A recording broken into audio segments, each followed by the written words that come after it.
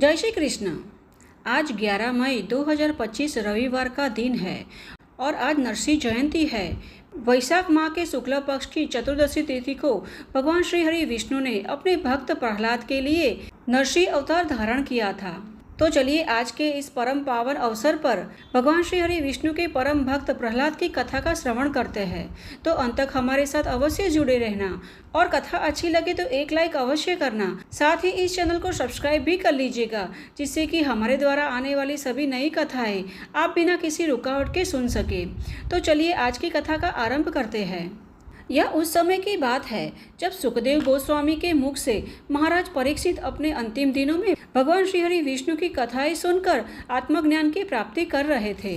उस समय सुखदेव गोस्वामी ने महाराज परीक्षित को कुछ ही वर्षों पूर्व घटी एक घटना का वर्णन किया। सुखदेव गोस्वामी कहते हैं कि महाराज युधिष्ठिर ने राजसूय यज्ञ के दौरान स्वयं अपनी आंखों से देखा कि किस प्रकार शिशुपाल की आत्मा भगवान के शरीर में प्रविष्ट हुई। अब यह देखकर आश्चर्यचकित होते हुए उन्होंने निकट बैठे श्री नारद मुनि जी से जिज्ञासावश कहा, ऋषिवर, यह बड़े आश्चर्य की बात है कि भगवान का घोर द्वेषी होने पर भी यह असुर मृत्यु के पश्चात भगवान के शरीर में विलीन हो गया। जहाँ बड़े बड़े ब्रह्मवादियों के लिए भी इस सायुज्य मुक्ति को प्राप्त करना दुर्लभ है, फिर भगवान के इस शत्रु के लिए यह मुक्ति किस प्रकार संभव हो पाई है। कृपया इस अद्भुत घटना पर प्रकाश डालकर मेरे अंधकार को दूर कीजिए।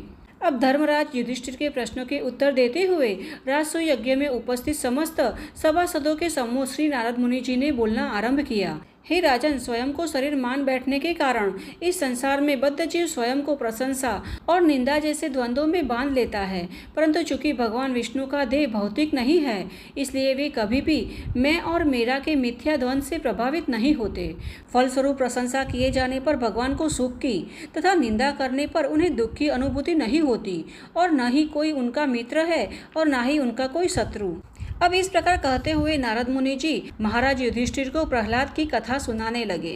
कथा सुनाते हुए नारद मुनि जी कहते हैं कि प्रहलाद के पिता हिरण्याकश्यपु ने घोर तपस्या कर ब्रह्मा जी से वरदान प्राप्त किया था। वरदान के अनुसार उसकी मृत्यु न घर में, न बाहर, और न दिन में और न रात में, न धरती पर और न आकाश में, और न ही किसी अस्त्र या शस्त्र से होगी, तथा उसकी मृत्यु न किसी मानव या प्राणी से होगी। अब इस प्रकार ब्रह्मा जी से वरदान प्राप्त कर हिरण्याकश्यपु अत्यंत बलशाली और क्रूर हो गया, और कुछ ही समय में अपनी शक्ति के बल पर हिरण्याकश्यपु ने तीनों लोकों के लोकपालों को पराजित करके उन्हें अपने वश में कर लिया। उसके अत्याचारों से सभी देवता, ब्राह्मण एवं सभी जीव त्राहिमाम हो चुके थे। अब हिरण्याकश्यपु के 4 अत्यंत सुंदर और सुयोग्य पुत्र थे, और उनमें से सर्वश्रेष्ठ थे प्रहलाद। भगवान के अनन्य भक्त होने के नाते प्रहलाद का चरित्र आदर्श युक्त तथा अत्यंत उदार था। उनके स्वभाव में ब्राह्मण के समस्त गुण विद्यमान थे, और उनका अपने इंद्रियों और मन पर पूरा नियंत्रण था। परमात्मा के समान वे प्रत्येक प्राणी के हितैषी तथा अत्यंत दयालु थे।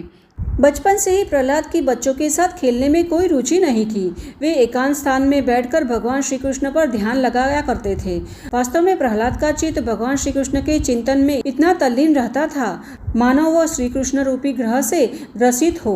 उन्हें इस बात का जरा भी अनुभव नहीं होता था कि उनके शरीर के कार्य तथा चारों ओर की गतिविधियाँ किस प्रकार कार्य कर रही है।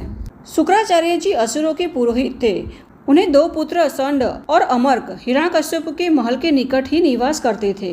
यद्यपि प्रहलाद भक्ति के विषय में पूरी तरह शिक्षित थे, उनके पिता ने उन्हें राजनीति जैसे विषय के अध्ययन के लिए अन्य असुर पुत्रों के साथ संड और अमर्क के गुरुकुल में भेज दिया। प्रहलाद ने अपने शिक्षकों द्वारा राजनीति का ज्ञान सुना तो सही, परंतु चूंकि ऐसे विषय में किसी एक व्यक्ति को मित्र तथा दूसरे को शत्रु माना जाता है, प्रहलाद को उसमें जरा भी रुचि नहीं थी। अब एक दिन जब प्रहलाद गुरुकुल से लौटे तो हिरण्याकश्यपु ने उसे अत्यंत स्नेहपूर्वक अपनी गोद में उठा लिया और कुछ प्रश्न पूछने लगे। हिरण्याकश्यपु को आशा नहीं थी कि प्रहलाद उन प्रश्नों के सही उत्तर दे। वह तो बस अपने पुत्र की तुतलाती बोली को ही सुनना चाहते थे। हिरण्याकश्यपु ने पूछा, पुत्र, अभी तक तुमने विद्यालय में जो कुछ भी पढ़ाया सिखाया है, उसमें से तुम्हें सबसे अच्छा क्या लगा? तब प्रहलाद महाराज ने उत्तर दिया, हे असुर श्रेष्ठ, विद्यालय में मैंने एक बात बहुत अच्छी सीखी। अस्थायी भौतिक शरीर स्वीकार करके गृहस्थ जीवन में सुख भोग की लालसा रखने वाला मनुष्य अंधे कुएं में गिरे व्यक्ति के समान है। वह प्रत्येक क्षण चिंताओं, शोक और दुखों द्वारा लज्जित होता रहता है। ऐसा जीवन आत्म साक्षात्कार के प्रति अज्ञानता से भरा है। मनुष्य को चाहिए कि वह यथाशीघ्र इसे त्याग दे और भगवान श्री हरि के चरण कमलों का आश्रय लेने के लिए वन में प्रवेश करे। अब प्रहलाद के मुख से अपने शत्रु की शरणागति के उपदेश सुनकर हिरण्याकश्यपु जोर जोर से हंसने लगा। वह बोला, लगता है कि शत्रु के किसी गुप्तचर ने छिपकर मेरे नादान बालक की बुद्धि को बिगाड़ दिया है। इस प्रकार कहते हुए उसने अपने मंत्रियों को निर्देश देते हुए कहा कि अरे असुरों, पूरा ध्यान रखो कि गुरुकुल में बाहर का कोई भी व्यक्ति मेरे पुत्र से मिलने न पाए। विशेष रूप से वेश बदलकर आने वाले वैष्णव से सावधान रहना। अब इस प्रकार अपने मंत्रियों को आज्ञा देकर उसने फिर से प्रहलाद को गुरुकुल भेज दिया। वहाँ प्रहलाद को प्रताड़ित तथा डांटने फटकारने के पश्चात षंड और अमर्क ने उसे धर्म, अर्थ और काम जैसे विषयों पर शिक्षा देने लगे। कुछ समय पश्चात जब उन्होंने देखा कि अब प्रहलाद राजनीति और कूटनीति के विषय में पटु बन गया है, वे दोनों उसे राजमहल में वापस फिर से लाए। प्रहलाद की माता कयादु द्वारा उसे नहलाने और सुंदर वस्त्रभूषण पहनाने के पश्चात वे दोनों उसे हिरण्याकश्यपु के दरबार में ले आए। हिरण्याकश्यपु को देखते ही प्रहलाद ने तुरंत झुककर उन्हें प्रणाम किया। उस समय अपने प्रिय पुत्र को अपने हाथों से उठाते हुए हिरण्याकश्यपु का हृदय स्नेह से ओतप्रोत हो रहा था।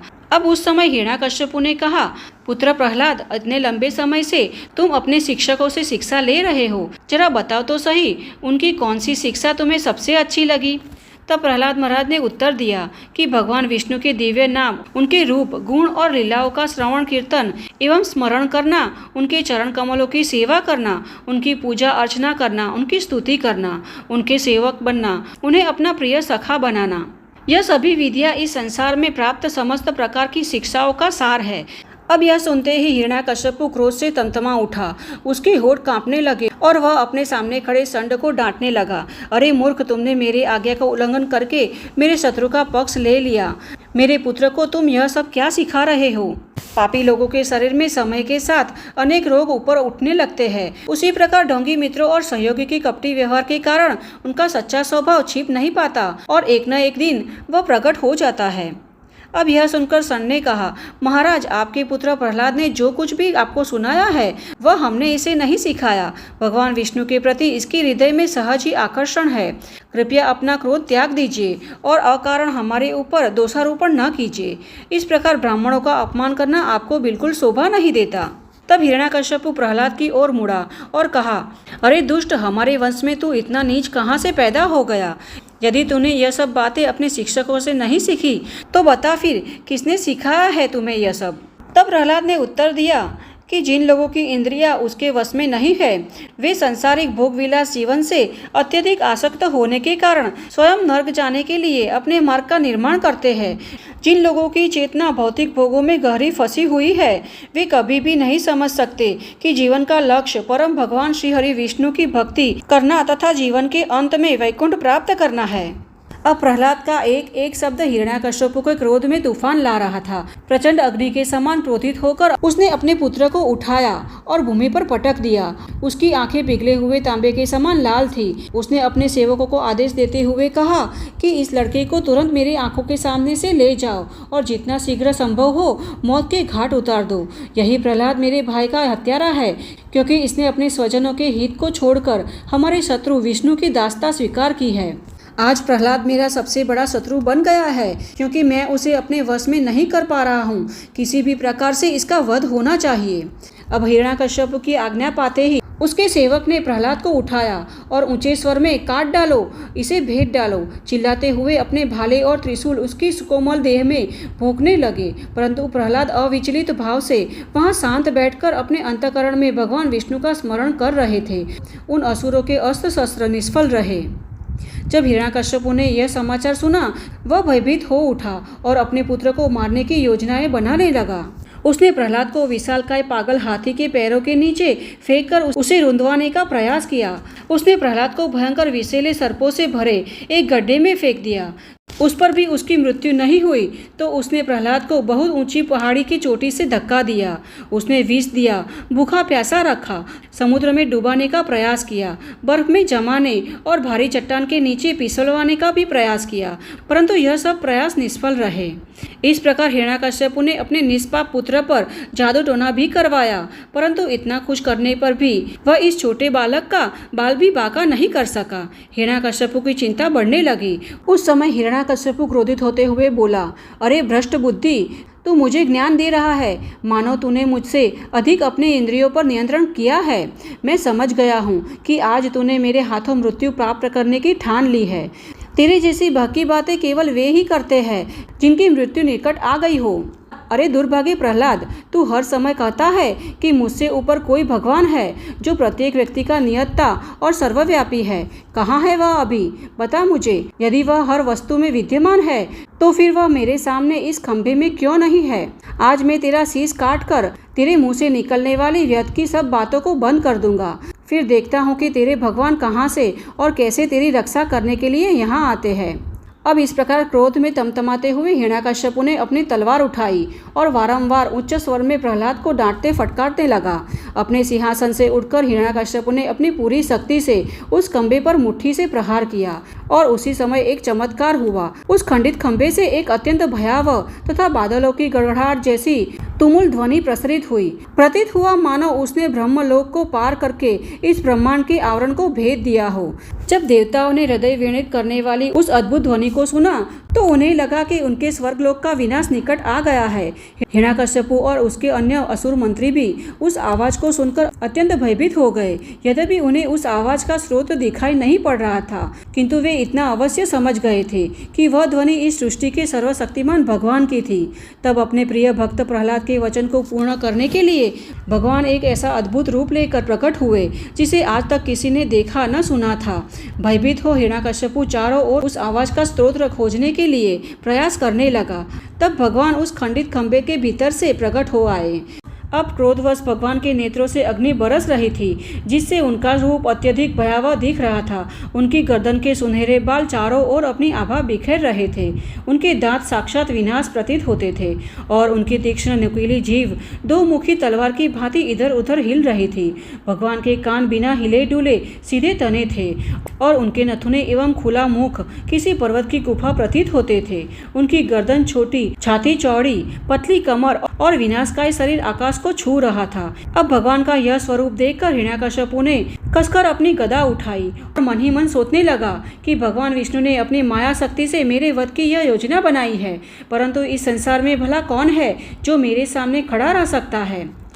अब जिस प्रकार एक छोटा सा पतंगा अग्नि की ओर दौड़ता है और उसकी लपटों में विलीन हो जाता है, उसी प्रकार हिरण्याकश्यपु ने ददीप्यमान भगवान की ओर छलांग लगाते हुए आक्रमण किया। शीघ्र ही वह भी लुप्त होने वाला था।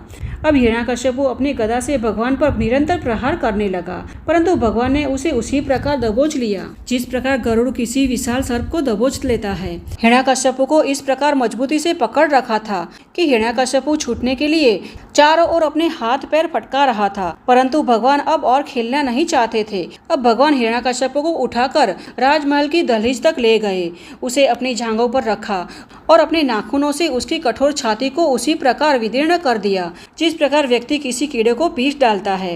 हिरण्याकश्यपु के रक्त की बूंदें भगवान के चेहरे और उनकी आयल पर गिर गई। क्रोध उगलते उनके नेत्र इतने भयावह थे कि किसी के अंदर उनकी ओर देखने का साहस नहीं हो रहा था। उनकी जीवा से अपने मुख को चाटते हुए भगवान नरसिंह ने अपने नाखूनों से हिरण्याकश्यपु के पेट को चीर दिया, उसकी आंतों को बाहर खींचा और उन्हें मार दिया। उनका यह रूप अत्यंत अलौकिक एवं सुंदर प्रतीत हो रहा था। तब भगवान ने हिरण्याकश्यपु के हृदय को उसके मृत शरीर से उखाड़ा और उसे एक ओर फेंक दिया। अब वे उन असुरों को वीर गति प्रदान करना चाहते थे जो अपने अस्त्र शस्त्र को उठाए उनकी ओर दौड़ रहे थे। भगवान नरसिंह ने अपने अनेक हाथों से सहजता पूर्वक हिरण्याकश्यपु के उन समर्पित सैनिकों को मौत के घाट उतार दिया और जब उन्होंने देखा कि अब विरोध करने वाला कोई नहीं बचा, वे राजसभा में हिरण्याकश्यपु के सिंहासन पर बैठ गए। भगवान नरसिंह के सिर के बालों के हिलने से आकाश में स्थित बादल तितर बितर हो रहे थे और उनके चमकीले नेत्रों की कांति के समान अन्य आकाश पुंज फीके पड़ रहे थे। हिरण्याकश्यपु को ब्रह्मा जी से वरदान मिला था कि न तो उसकी मृत्यु भूमि पर होगी और न आकाश में। इस वरदान को बनाए रखने के लिए भगवान नरसिंह देव ने हिरण्याकश्यप को अपनी गोद में रखा। हिरण्याकश्यप को वरदान मिला था कि उसकी मृत्यु न दिन में होगी और न रात में, इसलिए भगवान ने उसका वध संध्या समय में किया। हिरण्याकश्यप को वरदान मिला था कि उसकी मृत्यु न तो किसी अस्त्र शस्त्र से होगी और न ही कोई जीवित या मृत वस्तु से। इस वरदान का मान रखते हुए भगवान नरसिंह देव ने उसका वध अपने नाखूनों से किया। इस प्रकार भगवान नरसिंह देव ने ब्रह्मा जी के सारे वरदानों को बनाए रखा और अत्यंत सहजता से इस महान असुर का वध कर दिया। हिरण्याकश्यप तीनों लोकों के लिए एक नासुर बन चुका था, इसलिए जब देवताओं की पत्नियों ने देखा कि भगवान नरसिंह देव ने उसका वध कर दिया है तो उनके चेहरे उल्लास से खिल उठे। वे बारंबार भगवान पर फूलों की वर्षा करने लगी तथा उनके पति अपने विमानों पर बैठकर दिव्य नगाड़े एवं ढोल बजाने लगे। अप्सराएं हर्षित होकर नृत्य करने लगी और गंधर्व मंडली मधुर स्वर में गीत गाने लगी।